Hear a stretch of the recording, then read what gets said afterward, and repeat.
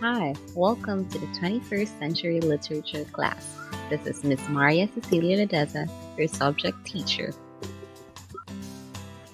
Let us all listen to this music.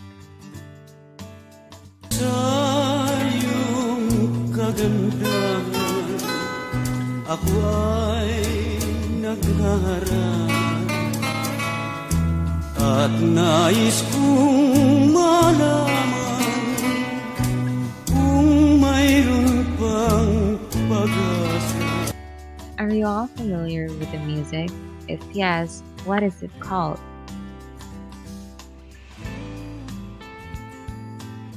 Harana is one of the literature in the pre-colonial period. For today's video lesson, let us all go back to the pre-colonial period and study its literature. The variety and abundance of Philippine literature evolved even before the colonial periods. Folk tales, epics, poems, and marathon chants existed in most ethno-linguistic groups that were passed on from generation to generation through word of mouth. Some of these pre-colonial literary pieces showcased in traditional narratives, speeches, and songs are Tigmo in Cebuano, Bugtong in Tagalog, Patututdon in Bicol, and Paktakon in Ilonggo. Pre-colonial inhabitants of our islands showcase a rich past through their folk speeches, folk songs, folk narratives, and indigenous rituals and mimetic dances that affirm our ties with our Southeast Asian neighbors. Literature in the pre-colonial period centers on pure entertainment and explains a certain phenomenon.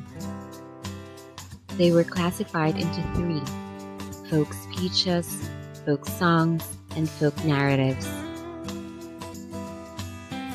Let's start with folk speeches.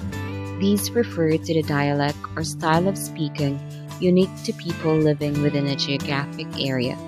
Few examples of folk speeches used by our ancestors were riddle or bugtong, salawikain, and sawikain. So what is a riddle or bugtong? It is made up of one or more measured lines with rhymes and may consist of 4 to 12 syllables that lets the other person guess what was described. This time, let me give you a riddle or bugtong and guess it on your end. Buhok ni Adan, hindi mabilang. The answer is ulan. You got it right. And here are some examples of riddle or bugtong. Let's proceed to proverb or salawikain. It is a simple and concrete saying which is popularly known and repeated that expresses a truth based on common sense and experience. And here are a few examples of salawikain or proverbs. Let's define sawikain or idioms. It is a phrase or a fixed expression that has a figurative or sometimes literal meaning. And here are a few examples of sawikain or idioms with their corresponding meaning. Let's have a quick review on the 3 examples of folk speeches. These are riddle or bugtong, salawikain, and sawikain. Let's go to the second classification of the pre-colonial literature, which is the folk song. It is a traditional song from a particular region, or it can also be a modern song, usually with a tune played on a guitar that is written in style similar to that of a traditional music. Examples of folk songs are Uyayi, which is a lullaby song, a kundiman, a love song, and harana, a courtship song.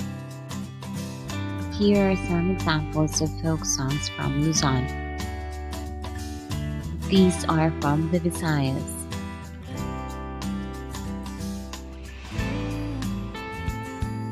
And lastly, from Mindanao.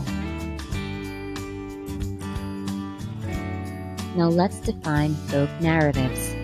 These are stories handed down from the remote past by words of mouth from one generation to another, reflecting the people's traditions, feelings, beliefs, and judgments. Examples of folk narratives are legends, epics, and fables.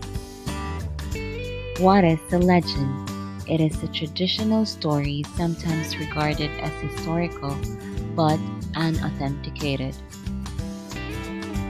And here are a few examples of legends in the Philippines.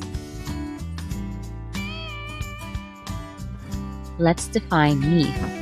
It is a traditional story, especially one concerning the early history of a people or explaining some natural or social phenomenon, and typically involving supernatural beings or events. And these are the myths in the Philippines with their corresponding places. Epics are long narrative poems which are usually related to heroic deeds of a person of unusual courage and unparalleled bravery. And these are the epics from the Philippines with their corresponding places. Fables, on the other hand, are short stories, typically with animals as characters and conveying a moral lesson. And these are some of the famous fables in the Philippines.